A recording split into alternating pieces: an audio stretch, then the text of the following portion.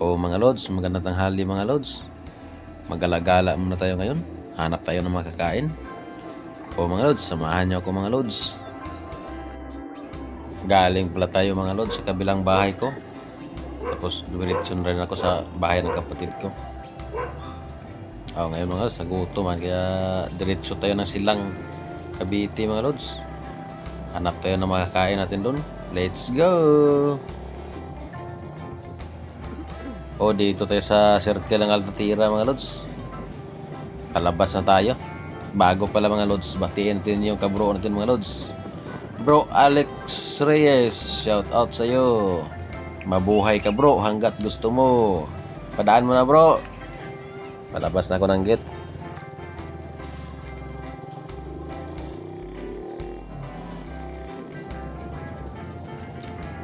Tuloy-tuloy na tayo sa takbo natin mga lods. At saka malapit na pala yung mga lods, yung tulay na papunta doon sa Bilyar Ave mga lods. Dito na sa may unahan banda lods, sa may bandang kanan. Malapit na matapos mga lods.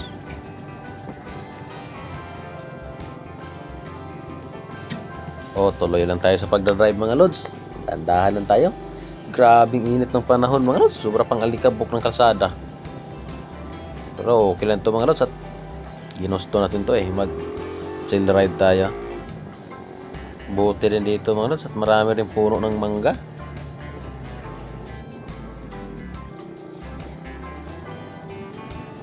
Palabas na tayo ng Arco mga lods. Malapit na tayo sa silang nito.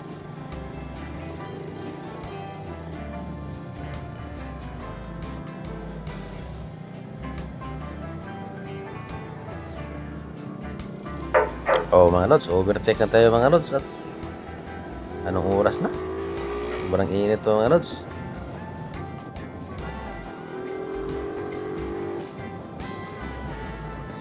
Mabuti din mga lods at walang masyadong traffic.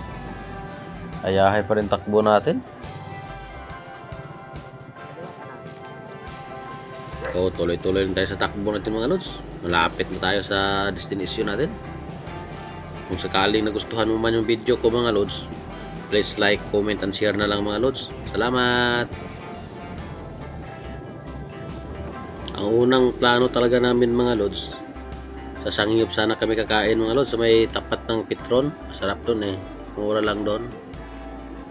Kaso lang, wala das lang karne mga lods Di pa dumating yung stock nila, kaya gutom naman, lipat lang tayo sa Manginasal mga lods. Sulit din yung kainan doon. Tapos palamig tayo ng halo-halo mga lods. Skarkilo talaga mga lods. Mga lods, manood muna kayo doon at banatan ko lang itong manok mga lods. Damay natin yung halo-halo mga lods at para lalamig yung ulo natin. Sarap mga lods.